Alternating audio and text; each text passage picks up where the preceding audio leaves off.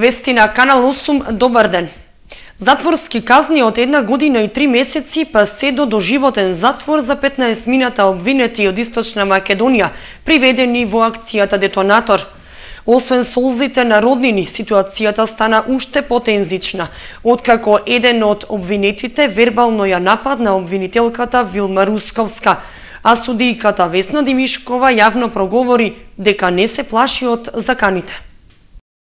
Судскиот совет ја објави одлуката. Игор Горански доби 13,5 години затворска казна. Сашко Стојчевски доживотен затвор.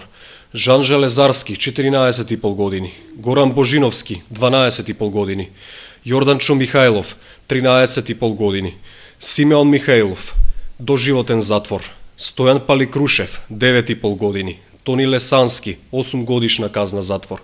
Далибор Алексовски 5,5 години. Милан Арсов и Ванчо Ќорпашев по 2, Горан Кузмановски 4,5 години затвор. Димитар Јованов 2,5 години, колку и Ангел Андонов, а Столе Трапчевски заработи 1 година и 3 месеци затворска казна. Првите осумнина кои добија големи затворски казни поради обид за убиство на Стоименов остануваат зад решетки до правосилноста на одлуката. Во однос на штетата што ја побараа брачниот пар Стоименови, судскиот совет досуди околу 9.000 евра за Стоименов за претрпен страф, а само 9.000 денари за Стоименова за штетата на незиното возило под кое експлодира бомба. Тие предјавија штета од 250.000 евра, но судот им ги отфрлил барањата. Додека советот се повлече за да одлучи за притворот на обвинетите, дел од нив не можеа да ја задржат лутината. Гневот беше најголем кај Жан Железарски, Горан Божиновски и Јорданчо Михајлов. Михајлов вербално ја нападна обвинителката. Откако судијката се врати во судницата на изненадување на сите, јавно проговори за притисоците врз неа пред да ја донесе одлуката. По ова обвинетите прокоментираа дека воопшто немаат никаква врска со заканите упатени до судиката. Адвокатот Сашо Дуковски, дел од одбраната во предметот, изрази незадоволство. За мене нема докази за ваква пресуда и не ми е јасно зошто ги оставија сите во притвор кога имаат различни казни, рече Дуковски. Кочани и Пробиштип до година планираат воведување платен паркинг на Пониква. Развојните планови ќе се реализираат етапно во следните неколку години. Проблемот со паркирањето на Пониква до година ќе се решава со изградба на нови паркинг места, чие користење ќе се наплатува по цена што ќе се утврдува дополнително. Градоначалникот Димитровски информира дека Кочани и Пробиштип имаат активен заеднички проект за платен паркинг на ски центарот, одобрен од двете општини. Ќе имаме околу 300 платени паркинзи овде на постојниот паркинг и преку 2000 на аеродромот, каде што ќе биде слободен и од каде што самите посетители ќе се пешки ќе се упатуваат на овој терен. Тоа ќе биде наредната година до месец мај, месец јуни наредната година. Во врска со последните инвестиции, Димитровски вели дека Кочани и Пробиштип немаат намера со Пониква да му парираат на Банско или на други монденски центри. Кочанската убавица ќе била достапна за сечи джеп. Многу не прашуваат нас што ќе правиме еден таков центар овде кога го имаме Банско кој што е европски центар и од овде сакам да порачам дека ние немаме намера да правиме центар кој што ќе биде по ФИС стандардите, каде што ќе дојдат врвни скијачи да се надпреверуваат. Ние сакаме да го направиме центарот онака да биде за секој джеб, за секој вкус, да може секој да си го најде своето место. Податокот дека овде имаме пансион за 1200 денари, значи за 20 евра, покажува дека овде го правиме за секој джеб, односно за секој потенцијален посетител на ова место. Но визијата за Пониква оди понатаму. Според Димитровски, таа ќе се развива се до спојување со Султан Тепе, каде снежната покривка се задржува многу подолго.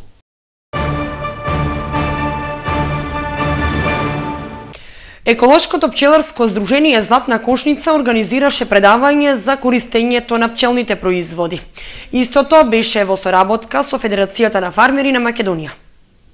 Популаризација на медот и пчелните производи беше главната цел на трибината за граѓаните на Кочани, што ја организираше Еколошкото пчеларско здружение Златна кошница.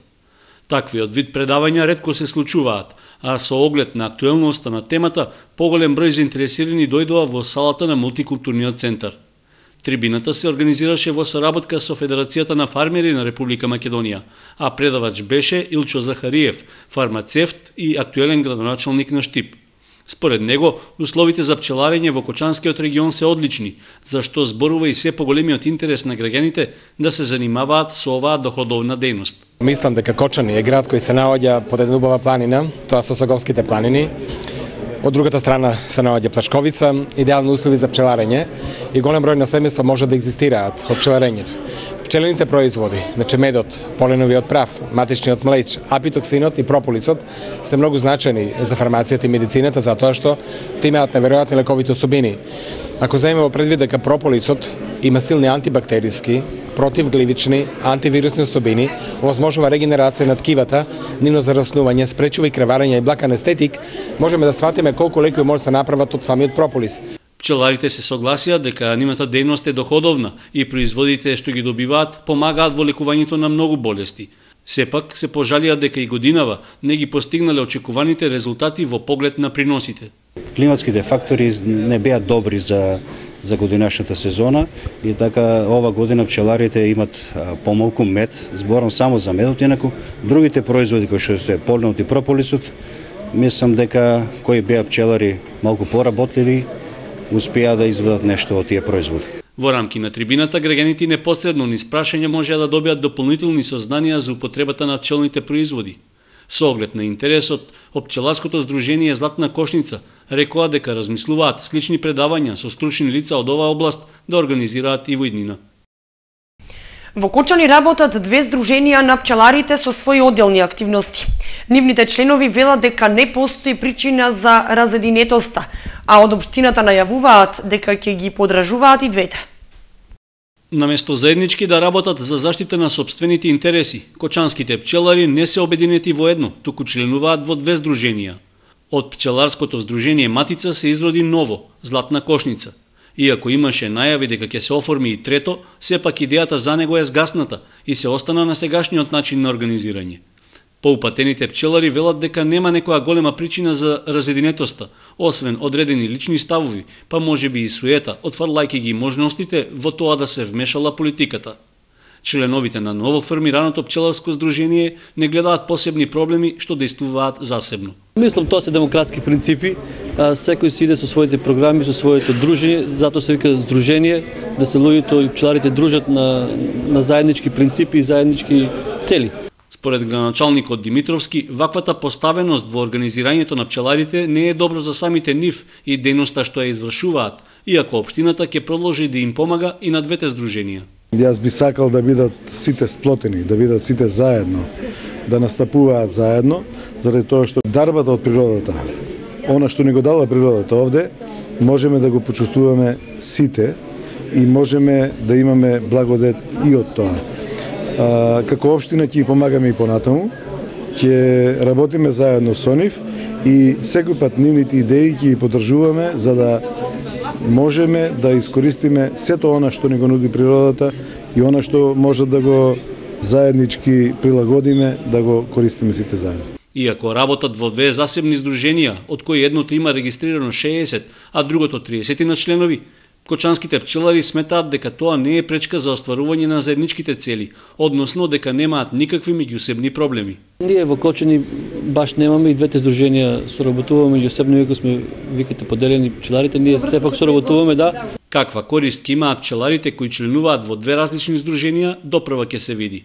За сега сите се задоволни што субвенциите за нивното производство за минатата година им се исплатени, а ја очекуваат помошта од државата за колку толку да ги покријат штетите од годинашните слаби приноси.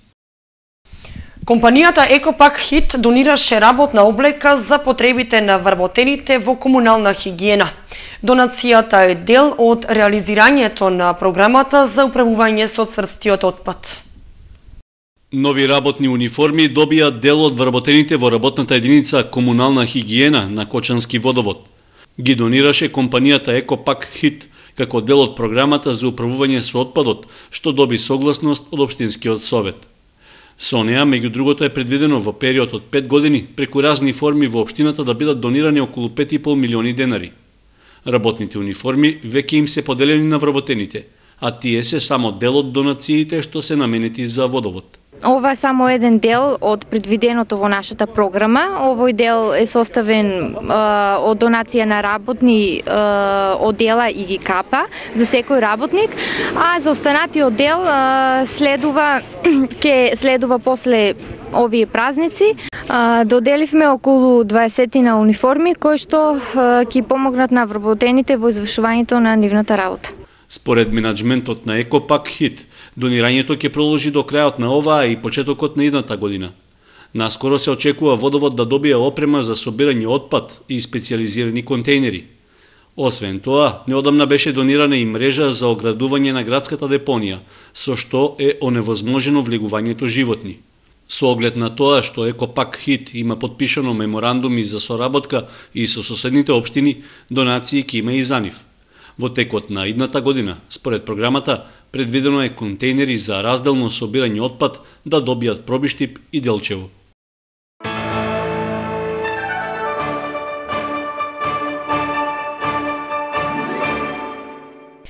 Предстојното новогодишно празнување и годинава ќе го развеселат учениците и наставниците од Основното музичко училиште Ристо Јоруков со традиционалниот концерт. Подготовките за него завршија со последните проби, па в среда и в петок се најавува убава забава за сите граѓани. Се е подготвено за 13-тото издание на новогодишниот концерт на Основното музичко училиште Ристо Јоруков. Во текот на денот се одржаа завршните проби во Центарот за култура Бели Мугри со сите учесници. Наставниците и нивните ученици се подготвени за настапите и велат дека засега поминало без проблеми. Ќе учествуваат околу 200 ученици во хоровите, но и како членови на оркестарот. Вообичаено, како и минатите години, програмата ќе биде збогатена и со настап на електричен бенд, како поддршка на оркестарот од класични инструменти. Измена во термините ќе нема, односно концертот ќе се реализира според веќе најавениот распоред. Концертите, како и неколкуте минати години, ќе ги одржиме во 5 изданија, од кои 2 вечерни за граѓаните, а 3 дневни концерти ќе има за основните училишта од градот. Училиштата ќе имаат можност, учениците од училиштата да го гледаат концертот во среда и четврток, со почеток од 11 часот и 11:13, а додека во среда и петок, значи на 25 и 27 декември, со почеток од 19 часот ќе се представиме пред граѓаните на нашата општина и надвор од општината оние кои што ќе дојдат да не гледаат. Интересот кај публиката е голем, што значи дека 2 дена на одржување на концертот веќе се недоволни. Од музичкото училиште велат дека размислуваат во иднина за дополнување на термините. Од година во година, да ви кажам, за наше задоволство, интересот се повеќе расте за овој новогодишен концерт. Веќе се слуша најава и од кај нас, па и од граѓаните дека има потреба и од трет вечерен концерт за воиднина. За ова година е касно веќе за да го реализираме. Третото издание на вечерен концерт, ама ќе се потрудиме од следната година да ги задоволиме сите граѓани, да имаат можност што повеќе да го видат. Музичката програма со која ќе настапат учесниците на концертот е стандардна, новогодишна и празнична. Има мали изненадувања во обработката на композициите. Сепак, вообичаено ќе се слушнат и Радецки марш и звуците на Елко Елко и Срекна нова година. Во соработка со компанијата Екопак Хит, годинава организаторите најавуваат пригодно изненадување за публиката, која ќе добие и мали подароци.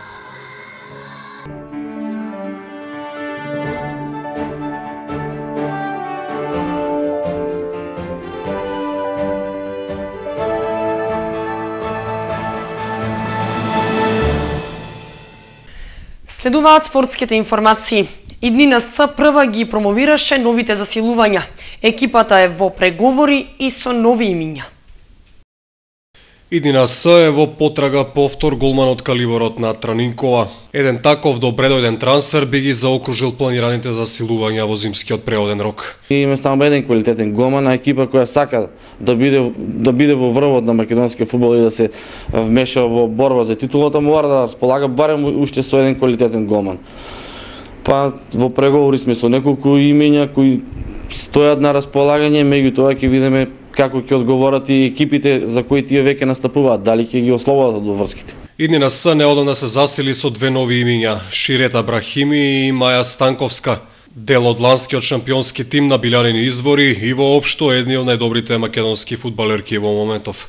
Ние сме презадоволни, мислиме дека направивме голема работа со нивниот ангажман, тоа е Ширета Брахими и Маја Станковска, кои доаѓаат од екипата на Билјан извори од Охрид. Значи тоа е од шампионската екипа со на Билјан извори од Охрид, со која лани беа шампиони во Македонија.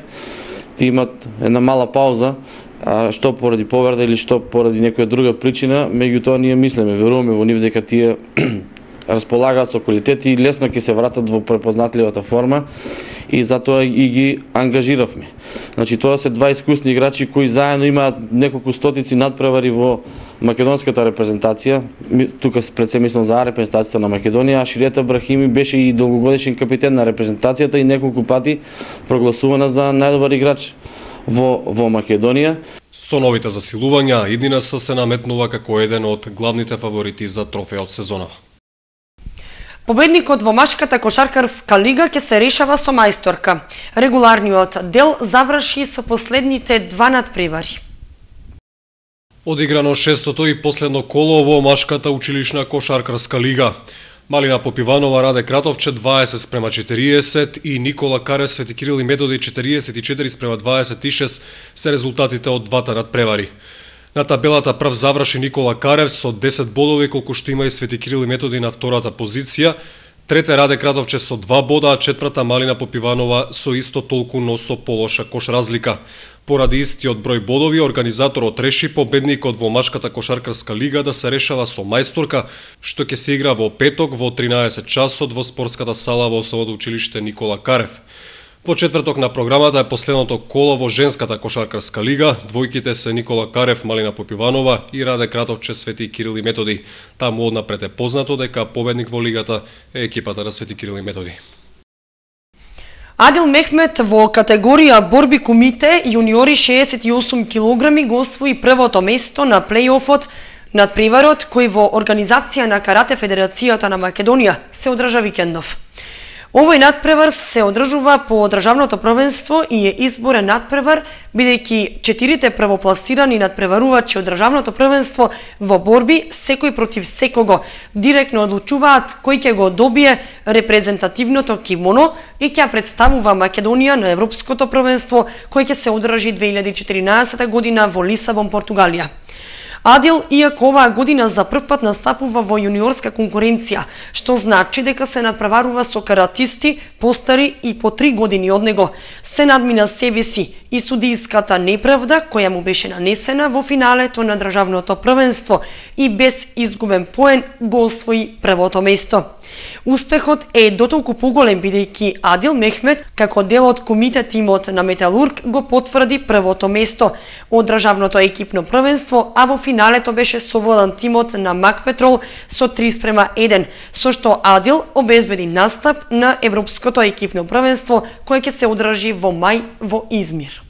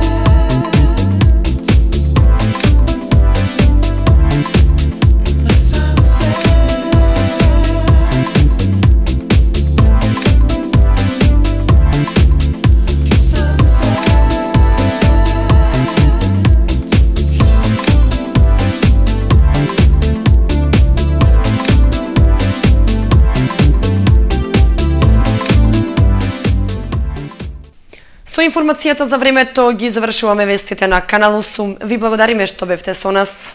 Пријатно!